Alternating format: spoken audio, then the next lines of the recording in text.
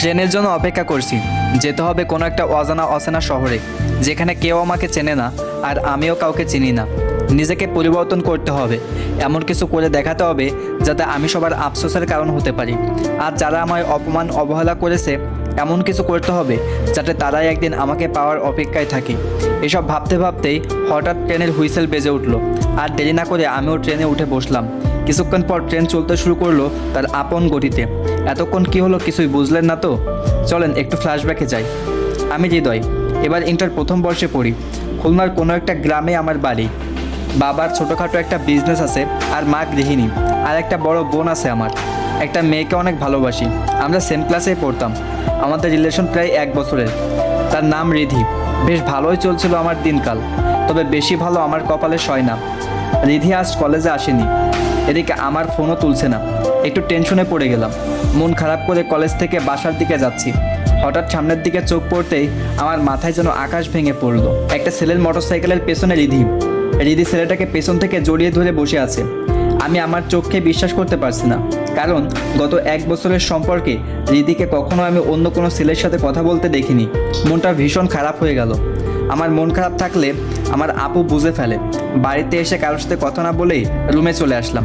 পিছন পিছন আপুও আসলো। আপু আমার রুমে এসে বলল, কিরে খাবি না? আমি চুপ করে বসে আছি। এরপর আপু আবার বলল, কিরে মন খারাপ নাকি, কিছু হয়েছে? আপুকে এই বিষয়ে কিছু জানতে দেওয়া যাবে না, তাই আপুকে বললাম, আসলে কলেজে একটা ক্রিকেট ম্যাচ ছিল, কিন্তু আমরা হেরে গেছি, তাই একটু মন খারাপ। এই কথা শুনে আপু ভো করে হেসে বলল, পাগল, এর জন্য কেউ মন খারাপ করে নাকি? আয় খেতে আয়। আমি আর কোনো কথা না বলে আপুর পিছন পিছন খেতে গেলাম।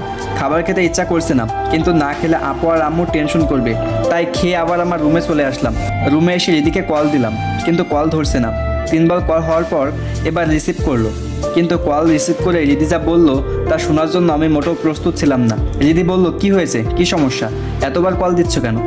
রিদি কখনো আমাকে এইভাবে করে কথা বলেনি, সবসময় আমার কলের অপেক্ষায় থাকতো। আমি বললাম, কেন, আমি কি তোমাকে কল করতে পারি না? রিদি বলল, দেখো আমার আর এইসব ভালো লাগছে না। আমি যেন কথা বলার ভাষা হারিয়ে ফেলেছি। একদিনেই এত পরিবর্তন রিধির। এরপর রিধি আবার বলল, আমি এখন ঘুমাবো, আমাকে জ্বালিও না তো। আমাকে আর কোনো কথা বলতে না দিয়েই কল কেটে দিল। রিদিকে আমি এত ভালোবাসি, আর এত সহজে রিদি আমাকে ছেড়ে চলে যাবে? এসব ভাবতে ভাবতে নিজের অজান্তেই চোখের কোণে পানি চলে এসেছে। রিদির কথা ভাবতে ভাবতেই ঘুমিয়ে পড়েছি। সন্ধ্যার পর আপু এসে ডাকাডাকি শুরু করে দিয়েছে, হৃদয় ওঠ, পড়তে বসবি না? আপুর ডাকে ঘুম ভাঙলো। টেবিলে এসে বসলাম, কিন্তু পড়ায় মন বসছে না। বুকের ভেতর খালি খালি অনুভব হচ্ছে, মনে হচ্ছে কি যেন একটা হারিয়ে যাচ্ছে আমার কাছ থেকে। রাত 11টার পর প্রতিদিন রিধি কল দিত, কিন্তু আজ 12টা বেজে গেছে, এখনও রিধি কল দেয়নি। আমি কল দিলাম, কিন্তু ফোন ওয়েটিংয়ে। 3-4বার কল দিলাম, কিন্তু কোনো লাভ হলো না। অনেক কষ্ট হচ্ছে, কারণ গত 1 বছরেই রিধির সাথে প্রতিদিন কথা বলতে বলতে এটা এক প্রকার অভ্যাসে পরিণত হয়েছে। তো বন্ধুরা, গল্পটি কেমন লাগছে অবশ্যই সবাই কমেন্ট করে জানাবেন। লাইক দিতে ভুলবেন না কিন্তু, কারণ আপনাদের একটা লাইক আমাদের পরবর্তী ভিডিও বানাতে অনেক উৎসাহ দেয়। আর হ্যাঁ, আমাদের ভয়েস অফ হুসাইন ইউটিউব চ্যানেলটিও সাবস্ক্রাইব করে আসবেন। রিধির সাথে কাটানো দিনগুলোর কথা ভাবছি আর চোখের পানি ফেলছি। এভাবে কখন যে ঘুমিয়ে পড়েছি তা নিজেও জানি না। সকালে আপু এসে ডাকছে, হৃদয়, এই হৃদয় ওঠ। আপুর ডাকে ঘুম ভাঙলো। ফ্রেশ হয়ে খাবার খেয়ে কলেজের পথে রওনা হলাম, কিন্তু কলেজে ঢুকতে ঢুকতেই মনটা আবার খারাপ হয়ে গেল। রিধি দেখলাম কালকের ওই ছেলেটার সাথে বাইকে করে কলেজ থেকে বের হচ্ছে। রিধিকে তাহলে ওর সাথে সত্যি রিলেশনে গেছে? এরপর রিধির ফ্রেন্ড ইভার কাছে গেলাম। ইভা, রিধির সাথে ওই ছেলেটাকে? হ্যাঁ, আমার সন্দেহই সত্যি হয়েছে। তাহলে আমার ভালোবাসা মিথ্যা ছিল? রিধি কেন আমার সাথে এমন করলো? রিধির সামনে গিয়ে দাঁড়াতে হবে, রিধির কাছ থেকে জানতে হবে কেন আমার সাথে এমন করলো। হঠাৎ তাজ এসে বলল, কিরে কি হয়েছে? তাজ হলো আমার সব থেকে কাছের বন্ধু। এরপর তাজকে সব খুলে বললাম। তাজ তো বিশ্বাসই করছে না, কারণ রিধির মতো মেয়ে এরকম করতে পারে তা কেউ ভাবেনি। কিছু ভালো লাগছে না, তাই সবার থেকে বিদায় নিয়ে বাসায় চলে আসলাম।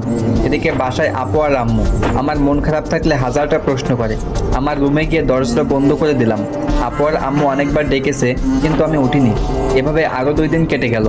এই 2 দিনে রিধির সাথে কোনো যোগাযোগ করতে পারিনি। আমাকে সব জায়গা থেকে ব্লক করে রেখেছে, আর কলেজেও যায়নি।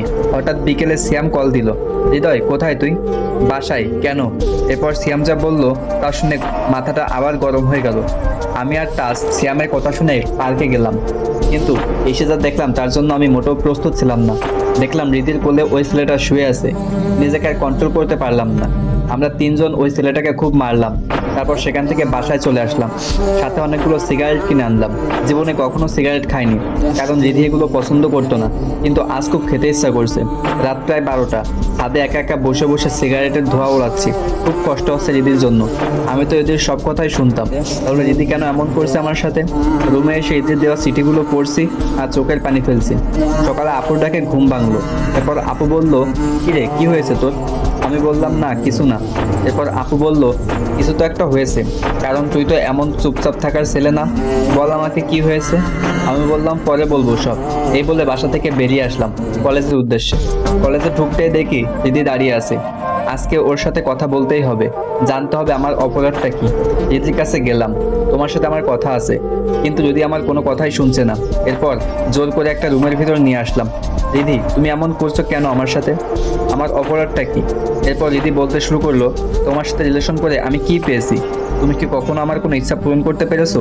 কখনো কি আমাকে কোথাও ঘুরতে নিয়ে গেছো? আসো তো একটা ভাঙা সাইকেল নিয়ে। তোদের মতো ছোট লোকদের সাথে টাইম পাস করা যায়, রিলেশন করা যায় না। দিদির কথাগুলো আমার বুকে তীরের মতো গিয়ে লাগছে। তারপর রিদি বলল, তুই কাল আমার বয়ফ্রেন্ডের গায়ে হাত দিছিস, এবার দেখ আমি তোর কি হাল করি। এরপর রিধি এমন কিছু করবে তা আমি কখনো কল্পনা করতে পারিনি। রিধি তার জামা কাপড়গুলো ছিলতে শুরু করে আর বাঁচাও বাঁচাও বলে চিৎকার করতে থাকে। আমি হয়ে দাঁড়িয়ে আছি, কথা বলার শক্তি হারিয়ে ফেলেছি। এরপর সবাই আসে, দরজা খুললো। আর রিদি গিয়ে প্রিন্সিপাল স্যারের কাছে কাঁদছে আর বলছে, স্যার হৃদয় আমার সর্বনাশ করতে চেয়েছিল, আমি ওই জায়গাতে দাঁড়িয়ে আছি। এরপর প্রিন্সিপাল স্যার আমার কাছে এসে আমার মুখে সজোরে দুটো চল বসিয়ে দিল। বন্ধুরা, গল্পটি কেমন লাগছে অবশ্যই সবাই কমেন্ট করে জানাবেন। আর হ্যাঁ, লাইক দিতে ভুলবেন না কিন্তু, কারণ আপনাদের একটা লাইক আমাদের পরবর্তী ভিডিও বানাতে উৎসাহ দেয়। আর আমাদের ভয়েস অফ হুসাইন ইউটিউব চ্যানেলটিও সাবস্ক্রাইব করে দিবেন।